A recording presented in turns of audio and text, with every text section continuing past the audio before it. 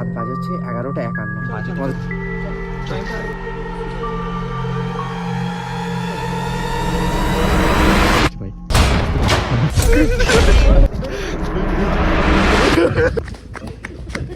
Guys আমাদের একজন comment করে বলেছিল যে রাত 12টার সময় একটা হন্টেড প্লেসে গিয়ে দেখা হলো।